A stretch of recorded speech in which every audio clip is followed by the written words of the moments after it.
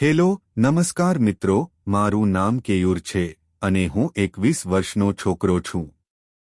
હું ખૂબ સરસ દેખાવનો છોકરો છું અને મારી લંબાઈ 5 ફૂટ 9 ઇંચ છે.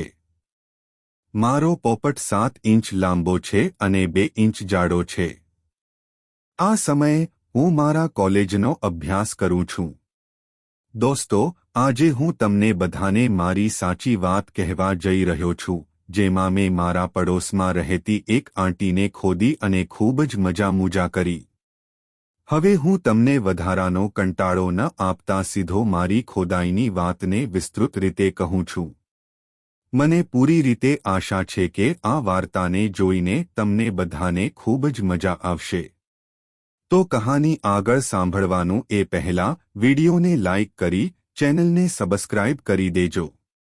દોસ્તો, એ સમયે અમારા પડોશમાં એક આંટી રહેતી હતી અને એ જોવા માટે ખૂબ જ મસ્ત અને સુંદર હતી. એની ઉંમર લગભગ 31 વર્ષની હતી. એના સંતરા ખૂબ જ મોટા આકારના હતા, એના કારણે એના સંતરા કપડાની બહાર દેખાતા રહેતા હતા. હું હંમેશા એને એક નજરે જોયા કરતો હતો અને એની ગોળ પણ ખૂબ જ સુંદર હતી. હું દરરોજ એના નામની હાથ લારી મારતો હતો. મને એકવાર એને ખોદવાનું ખૂબ જ મન થાતું હતું, પરંતુ હું શું કરું, મારી એટલી હિંમત જ થતી ન હતી. હું એને જોઈને જ કામ ચલાવી લેતો હતો અને કેટલીક વાર અમારા ઘરે આવતી. હું તો એની આમ તેમ હાલતી ગોળ અને મોટા મોટા સંતરા જોઈને પાગલ થઈ જતો હતો અને એને જ જોતો રહેતો હતો. મારું કેટલીક વાર એને પૂછવાનું મન થતું, પરંતુ હું આગળ શું થશે એ ડરથી કંઈ પણ બોલતો ન હતો. અને એવી રીતે જ દિવસો વીતી જતા હતા. દોસ્તો, એક વારની વાત છે. મારા મમ્મીએ મને કહ્યું કે ઘરમાં લીંબુ નથી, તો તું એક કામ કર, બાજુવાળી ઓટીના ઘરે જઈને લીંબુ લઈ આ. મેં મમ્મીની વાત સાંભળીને હું એના ઘરે ગયો અને મેં ધીરેથી એનો દરવાજો ખખડાવ્યો. જ્યારે એ દરવાજો ખોલવા આવી ત્યારે હું હેરાન થઈ ગયો, કારણ કે એ બાથરૂમથી સીધી નહાઈને બહાર આવી હતી અને એના શરીર પર ફક્ત એક ટોવેલ લપેટ્યો હતો. આ કારણે મને એનું મસ્ત ગોરું શરીર દેખાતું હતું અને એ સ્વર્ગની અપ્સરા જેવી મસ્ત લાગતી હતી. થોડીવાર એને જોયા પછી એને મને અંદર આવવાનું કહ્યું. જ્યારે મેં અંદર ગયો ત્યારે મેં એનો હાથથી લીંબુ લેવાનો કારણ પૂછ્યું. મેં કહ્યું કે મારી મમ્મીએ મને લીંબુ લેવા માટે અહીં મોકલ્યો છે, એટલે હું તમારા ઘરે આવ્યો છું. પરંતુ દોસ્તો, મારું પૂરેપૂરું ધ્યાન એની બહારથી ઉભરાતી છાતી અને સુંદર ચીકની જંધો પર જ હતું. હું એને લગાતાર જોઈ રહ્યો હતો અને આ વાતને એ પણ ખૂબ જ સારી રીતે જાણતી હતી. પછી એ મારી કહેવાથી લીંબુ લેવા માટે રસોડામાં ગઈ અને હું પાછળથી એની મટકતી ગોળને જોતો રહ્યો હતો. પછી એ મારી પાસે આવી અને મને લીંબુ મારા હાથમાં આપી દીધા. મેં જાણે લીંબુ નીચે પાડી દીધા અને હું લીંબુ લેવા માટે થોડોક નીચે નમ્યો. મેં ટુવાલની નીચેથી જોયું તો એ પેન્ટી પહેરી રાખી હતી. જાણીને હું ખૂબ જ ઉદાસ થઈ ગયો, પરંતુ કદાચ એને ખબર પડી ગઈ હતી કે હું નીચે નમીને શું જોતો હતો. જ્યારે હું પાછો ઉપર ઊભો થયો ત્યારે એને મારે પૂછ્યું કે હું આવી રીતે નીચે નમીને શું જોઈ રહ્યો હતો.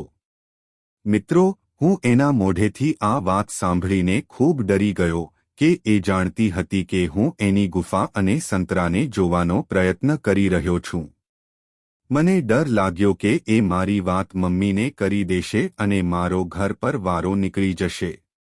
મારું એના આ સવાલથી એકદમ અચાનક ખૂબ ગભરાઈ ગયો અને પછી મેં કહ્યું, કોઈ પણ નહીં આંટી, હું તો જે લીંબુ નીચે પડ્યા હતા એ લીંબુને મારી હાથે ઉપાડતો હતો.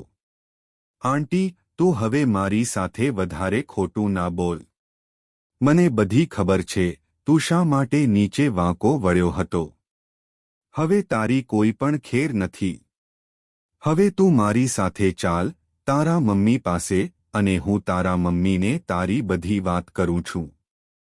હું એના મોઢેથી આ વાત સાંભળીને ખૂબ ડરી ગયો અને એની સામે રડવા લાગ્યો. મેં એને હાથ જોડીને કહ્યું, આંટી, પ્લીઝ, તમે આ વાત કોઈને પણ ના કહો, નહીંતર મારી મમ્મી મને ખૂબ મારશે અને મને ઘરની બહાર કાઢી નાખશે. પ્લીઝ, મારાથી ભૂલ થઈ ગઈ છે અને તમે મને પ્લીઝ માફ કરી દેજો. પછી એ બોલી, ચાલ્યો જા અહીંથી. હું ફટાફટ ત્યાંથી મારા ઘર પર આવી ગયો. મારા દિલના ધબકારા ખૂબ વધી ગયા હતા અને હું ઉપરથી નીચે સુધી એકદમ સારી રીતે પરસેવાને કારણે ભીનો થઈ ગયો હતો. પછી મેં મારા ઘર પર જઈને મારી મમ્મીને લીંબુ આપ્યા અને પછી હું મારા રૂમમાં આવી ગયો. હું એ બધી ઘટનાને મારી નજર સામે જોઈ રહ્યો હતો અને મેં ભગવાનને હાથ જોડીને ધન્યવાદ કરવા લાગ્યો કે આજે તો તે મને ખૂબ સારી રીતે બચાવી લીધો, નહીંતર આજે આંટી મારી ગોળ ફાડી નાખતી. હવે હું તો ભગવાન પાસે એ પ્રાર્થના કરવા લાગ્યો કે મારી સામે આંટી ક્યારે પણ ના આવે. જ્યારે હું ઘરથી બહાર નીકળું ત્યારે એકદમ મારી નજર નીચે રાખીને ચાલું કે ક્યાંક સામે આંટી ના દેખાઈ જાય. અને જો એ આવી જાય તો મારા દિલના ધબકારા પણ વધીને જતા હતા. મારા મનમાં એ જ ડર બેસી ગયો હતો કે મારી વાત કરી દેશે અને મને બરબાદ કરી નાખશે. થોડા દિવસો તો આવી જ રીતે વીતી ગયા અને હું આંટીની સામે ક્યારેય ના ગયો.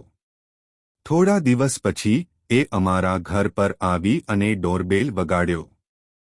હું તે સમયે ઘર પર હતો એટલે મેં જઈને દરવાજો ખોલ્યો. હું તો એને જોઈને નજર ઝુકાવીને ઘરના અંદર આવી ગયો. એને જોઈને મારા દિલના ધબકારા વધી ગયા કે આજે મારી મમ્મીને કહેવા માટે તો નથી આવી.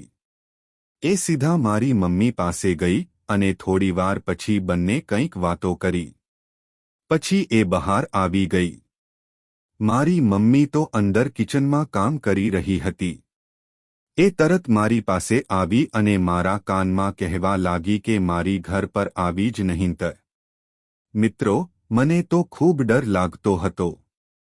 પણ પછી મારી પાસે કંઈ પણ રસ્તો ન હતો એના વાતને માનવા સિવાય, તો હું એના ઘર પર ગયો અને મેં ડોરબેલ વગાડ્યો. એણે દરવાજો ખોલ્યો અને મારી સામે એક વિચિત્ર હાસ્ય કરીને મને અંદર બોલાવ્યો અને બેસવાનું કહ્યું. હું એના સોફા પર જઈને મારી નજરો નીચે રાખીને બેસી ગયો. એ બોલી, મેં તને ઉપર બેસવાનું કહ્યું છે. તો હું ડરી ગયો અને ચૂપચાપ નીચે આવીને જમીન પર બેસી ગયો. પછી એ મારી પાસે આવી અને મારા પગ પર એનો પગ રાખીને બોલી, તને તારા ધર્મની સજા જરૂર મળશે. અને પછી મને કહ્યું કે તને તારી સજા માટે કાલે સવારે 9 વાગે મારા ઘર પર આવવું પડશે. આવીશ ને? મેં કહ્યું, હા આંટી. તો એ બોલી, આવવું જ પડશે, નહીંતર. આમ કહીને એ હસવા લાગી અને એનો પગ મારા પગ પર દબાવવા લાગી ગઈ. મેં કહ્યું, જરૂર આવીશ આંટી. પછી એને મારા પગ પરથી એનો પગ કાઢી લીધો. એ મને કહ્યું, હવે જા અને કાલે આવી જા. ત્યારે હું ફટાફટ ત્યાંથી મારા ઘેર આવી ગયો. મિત્રો, હું આજના પ્રસંગથી એટલો વધારે ડરી ગયો હતો કે મને આખી રાત જરા પણ નીંદર ન આવી. હું તો એ જ વિચાર કરતો રહ્યો કે એ મને કેવી રીતે સજા આપશે.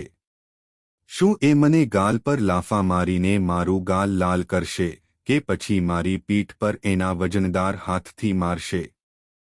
હું તો એ ડરના કારણે જરા પણ ઊંઘી ન શક્યો. અને સવારે હું ઉઠ્યો પણ મને ડરના કારણે એના ઘર પર જવાની હિંમત પણ ન થઈ. તો 9:30 વાગ્યે એ પોતે અમારા ઘેર આવી ગઈ. તે સમયે મારી મમ્મી કિચનમાં કામ કરી રહી હતી. એ સાધી મારી પાસે ખીજની નજરે જોતી આવી અને મને કહ્યું, ચૂપચાપ મારા ઘર પર આવી જા, નહીંતર અત્યારે તારા મમ્મીને બધું સાચું કહી દઉં છું.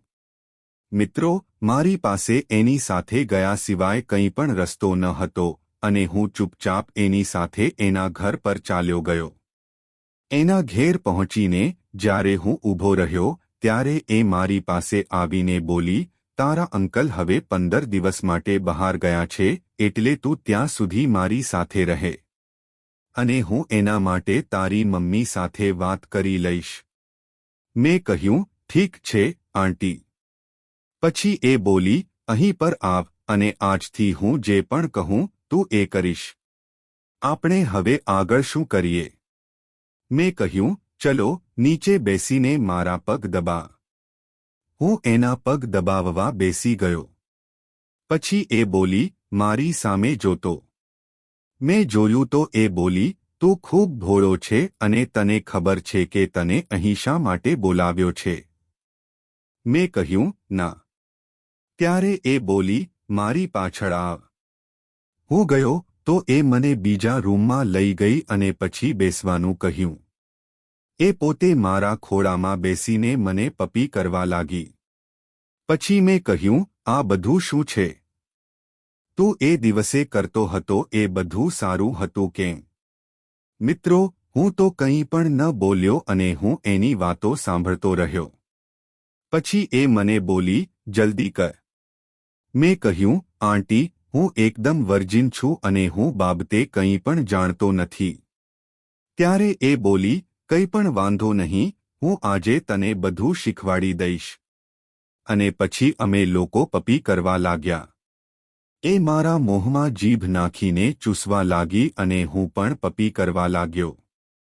મિત્રો, મેં પણ મારી જીભ એના મોંમાં નાખી અને અમે લોકો એકબીજાના મોંને પણ ચૂસવા લાગ્યા. સાચું કહું મિત્રો, મને ખૂબ મજા આવી રહી હતી, પરંતુ એ બધું ખૂબ ગંદુ હતું. અને પછી અમે 15 મિનિટ પપી કરતા રહ્યા. પછી થોડી વારમાં એને મારી શર્ટ ખોલી નાખી અને એ મને પપી કરતી રહી. અને પછી એ મારી જીન્સ પણ કાઢી નાખી. હું ખાલી ચડ્ડીમાં હતો અને મારો પોપટ ઊભો થઈ ગયો હતો. મેં પણ થોડી હિંમત કરી અને એના ડ્રેસના હૂકને ખોલી નાખ્યા. એ મને બોલી, મેં હજી તને મારા શરીરને હાથ લગાડવું કહ્યું નથી. ત્યારે હું ચૂપચાપ સૂતો રહ્યો અને પછી એને મારી ચડ્ડી પણ કાઢી નાખી. એ મારા મોટો, લાંબો પોપટ જોઈને એકદમ ચકિત થઈ ગઈ. એનું મોં ખુલ્લું રહી ગયું. એ મને બોલી, આટલો મોટો પોપટ તો તારા અંકલનો પણ નથી. વાહ, મજા આવી ગઈ. અને એ મારા પોપટને હાથમાં લઈને સહુલાવા લાગી અને ધીરે ધીરે હલાવા લાગી ગઈ. મેં કહ્યું, આંટી, તમે એને મોંમાં નાખો ને, પ્લીઝ. ત્યારે એ બોલી, નહીં. મેં કહ્યું, પ્લીઝ આંટી, એક વખત, પ્લીઝ. ત્યારે એ બોલી, મેં આજ સુધી કોઈ પણ પોપટ મોંમાં લીધો નથી. મેં કહ્યું, આજે લઈ લો ને, પ્લીઝ. મારો પોપટ ખૂબ સ્વાદિષ્ટ છે. અને પછી એ બોલી, ઠીક છે. પછી એને મારા પોપટ પર થૂક લગાવ્યું અને ધીરે ધીરે મોંમાં લેતી ગઈ. થોડી વારમાં એ એકદમ ગરમ થઈ ગઈ અને મને બોલી, વાહ, આમાં તો ખૂબ મજા આવે છે. મેં કહ્યું, મને પણ ખૂબ મજા આવી રહી છે. એને મારો પોપટ 10 મિનિટ સુધી ચૂસ્યો અને પછી એ મારા પર ચઢી ગઈ. એ મને પપી કરવા લાગી અને પછી હું એના ઉપર આવીને એને પપી કરવા લાગ્યો. પછી મેં ધીરે ધીરે એની ડ્રેસ અને પજામા કાઢી નાખી. હવે એ મારી સામે ખાલી બ્રા અને પેન્ટીમાં હતી. હું એની બ્રાને ઉતારીને એના સંતરાને ચૂસવા લાગી ગયો. એ મારા મોં પર એના સંતરાને દબાવવા લાગી અને પછી મેં એની પેન્ટીને પણ કાઢી નાખી. વાહ! શું મસ્ત ગુલાબી ગુફા હતી. પછી એ બોલી, મારી ગુફાને તારા મોંમાં લઈ લે. પરીખું, મેં ખૂબ ના પાડી. તો પણ એને મારું માથું પકડીને એના ગુફા પર દબાવી નાખ્યું. માટે આ ખૂબ ગંધાય છે. એ બોલી, તું મારી ગુફાને ચાટ. આ પહેલીવાર છે, એટલે તને આવી રીતે લાગે છે. અને પછી તને આમ કરવાની ખૂબ મજા આવી જશે. પછી એ પાછું મારું મોં બળજબરી કરીને એના ગુફા પર દબાવી દીધું. અને પછી મેં 15 મિનિટ સુધી એના ગુફાને ચાટ્યું.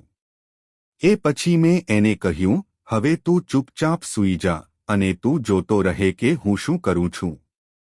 હવે એ મારી ઉપર આવી ગઈ અને મારા પોપટને એના ગુફા પર રાખ્યું. ધીરે ધીરે કરીને પોપટ અંદર લઈ લીધો અને પછી એ મારા પર ઉપર નીચે કૂદકા મારવા લાગી. મારો પોપટ ખૂબ આરામથી અંદર અને બહાર કરતો હતો અને મને ખૂબ મજા આવી રહી હતી. મારું પહેલું ખોદકામ હતું અને મારું હવે નીકળવાનું હતું. તો મેં કહ્યું કે, આંટી, હવે મારું નીકળવાનું છે, શું કરું? તો એ બોલી કે, તું મારી ગુફામાં કાઢી નાખ. અને પછી મેં મારું પાણી કાઢી નાખ્યું. મેં મારું બધું પાણી એની ગુફામાં કાઢી નાખ્યું. એ મારી ઉપર સૂઈ ગઈ અને મને પપી કરવા લાગી. એ પછી મારા પોપટને ચૂસવા લાગી અને મારો પોપટ ઊભો થઈ ગયો. એ મારી નીચે આવી ગઈ અને મને કહ્યું કે, તું મને ખોદ. હું ધીરે ધીરે ધક્કા મારવા લાગ્યો અને એ ખૂબ ગરમ થઈ ગઈ હતી. એના મોંથી આમ હોતમ હમ્મ ઊંફ ઊંફ અવાજ નીકળતા હતા. અને હું એને જોરોરથી ધક્કા મારીને ઠોકવા લાગી ગયો. થોડીવાર બાદ એ બોલી, તને નવી સ્ટાઇલ કહું છું. તો એ ડોગી સ્ટાઇલમાં આવી ગઈ અને મને કહ્યું કે, તું મારા પાછળ આવીને તારો પોપટ મારી ગુફામાં નાખ. હું પણ એને એમ કરીને ખોદવા લાગ્યો, પરંતુ મેં મહેસૂસ કર્યું કે એની ગોળું ખૂબ મોટી હતી, જેને જોઈને મને લાલચ આવવા લાગી ગઈ. મેં કહ્યું, આંટી, મને તમારી ગોળ પણ મારવી છે. એ બોલી, નહીં, એમાં ખૂબ દર્દ થાય છે. મેં કહ્યું, લીજ, ખાલી એક વખત. પછી હું ક્યારે પણ નહીં માંગું. ત્યારે એ બોલી, ઠીક છે, પરંતુ થોડીવાર ઊભો રહે. એણે ફોન કર્યો અને એના બાજુમાં રહેનારી એક આંટીને બોલાવી. એને જોઈને હું એકદમ આંખો ફાડીને જોતો રહી ગયો. એનું નામ દીપિકા હતું અને એ બંને એ બેડરૂમમાં આવી ગઈ. હું તો એના સામે જોતો જ રહ્યો. અને પછી આંટીએ મને કહ્યું કે, તું આને ખોદ. ત્યારે દીપિકા એના બધા કપડાં ફટાફટ કાઢી નાખ્યા અને અમે લોકો 69 પોઝિશનમાં આવી ગયા. એણે મારો પોપટ ખૂબ ચૂસ્યો અને પછી એ પણ ડોગી સ્ટાઇલમાં આવી ગઈ. પછી મેં એના મોંમાં મારો પોપટ નાખીને ખોદી અને પછી જ્યારે હું પાણી કાઢવાનો હતો ત્યારે એણે એના મોંમાં મારું બધું પાણી લઈ લીધું અને મારા પોપટને ચૂસવા લાગી ગઈ. હવે હું ખૂબ થાકી ગયો હતો અને હું દીપિકાની ઉપર સૂઈ ગયો. આંટી આ મારી પાસે સૂઈ ગઈ અને 5 મિનિટ પછી દીપિકા મને પપી કરવા લાગી. આંટી મારો પોપટ ચૂસવા લાગી ગઈ. મારો પોપટ થોડીવારમાં પાછો એકદમ કડક ઊભો થઈ ગયો. મેં કહ્યું કે, આંટી, મને તમારી બોર્ડ મારવી છે. ત્યારે એને દીપિકા સામે જોઈને કંઈક ઈશારો કર્યો, પરંતુ મને ઈશારાનો અર્થ સમજાતો ન હતો. પછી આંટીએ કબાટ ખોલ્યો અને કંઈક બહાર કાઢ્યું. મેં જોયું તો એ કપડું હતું. એણે મારા આંખ પર પટ્ટી બાંધી અને પછી મારા હાથ અને પગ પણ બેડ સાથે બાંધી દીધા. મેં એણે પૂછ્યું, તમે આ બધું શું કરી રહ્યા છો? એ કંઈ પણ ન બોલી. પછી એણે મારી કમરની નીચે એક ઓશિકું રાખ્યું અને પછી એ બંને મારી ગોળને ચાટવા લાગી ગઈ. થોડીવાર ચાટીને એણે મારા ગોળ પર કંઈક લોશન લગાવ્યું અને એના કારણે મને ખૂબ દુખાવો થયો. પછી એણે એની એક આંગળી મારા ગોળમાં ઘુસાડી અને મને ખૂબ દુખાવો થયો. તો હું ચિલ્લાવા લાગી ગયો. દીપિકાએ મારા આંખ પરથી એ પટ્ટી કાઢી નાખી અને પછી મેં જોયું કે એણે એની ગુફાને મારા મોં પર રાખી દીધી. એણે મારી ગોળમાં એની 2 આંગળી નાખી દીધી, જેના કારણે મને ખૂબ દુખાવો થવા લાગ્યો. પરંતુ હું અવાજ કાઢી શકતો ન હતો કારણ કે દીપિકાની ગુફા મારા મોં પર હતી. પછી આંટી બોલી, જો આમને પણ આવો જ દુખાવો થાય છે. એણે એના કમર પર એક રબરનો પોપટ બાંધ્યો જે બેલ્ટથી બાંધેલો હતો અને એ મારી ગોળમાં ઘુસાવી દીધો. મિત્રો, મારી ગોળું તો ખૂબ ટાઈટ હતી. એટલે એને મારીને એનો પોપટ મારી ગોળમાં નાખી દીધો અને આગળ પાહળ કરવા લાગી ગઈ. થોડીવાર પછી મને પણ મજા આવવા લાગી. દીપિકાની ગુફા પણ ખૂબ સરસ હતી. હું એની ગુફામાં મારી જીભ નાખીને ચૂસવા લાગ્યો. પછી 10 મિનિટ ચૂસીને એને પાણી કાઢી નાખ્યું અને હું તો ચૂસતો જ રહ્યો. થોડીવાર બાદ આંટી મને પોપટ કરવા લાગી ગઈ. અને પછી દીપિકા એક મોટો પોપટ લઈને મારી ગોળમાં નાખ્યો અને મને ખૂબ દુખાવો થયો. એ બંને મળી મને એક પછી એક એમ 2 કલાક એ રબરના પોપથી મારી ગોળ મારી અને મારી નાજુક ગોળને લાલ કરી નાખી. પછી એ લોકો મારા હાથ અને પગ ખોલી દીધા અને પછી મને ડોગી સ્ટાઇલમાં ઊભો કરીને મારી ગોળું ખૂબ જોરજોરથી મારી. અને પછી અમે 3 જણાએ સાથે પપ્પી કરી. અને પછી એ બંનેએ પણ પપ્પી કરી. પછી મેં કહ્યું, હવે હું તમારી બંનેની ગોળ મારું છું. એ બોલી, ઠીક છે. અને પછી મેં એ બંનેની ગોળ મારી. એ દિવસે મેં 6 વખત પાણી કાઢ્યું હતું. આ પછી અમે એકબીજાના ઉપર સૂઈ ગયા અને અમે લોકો પૂરા 15 દિવસ આવી રીતે ખોદકામની મજા કરી. મેં એ બંનેની ગોળને પણ ખૂબ વખત મારી અને એમની ગુફાને પણ ખોદી. એ મારા ખોદકામથી ખૂબ સંતૃપ્ત લાગતી હતી. જો તમને વાર્તા પસંદ આવી હોય તો વિડિયોને લાઇક અને ચેનલને સબસ્ક્રાઇબ કરવાનું ન ભૂલતા. ધન્યવાદ.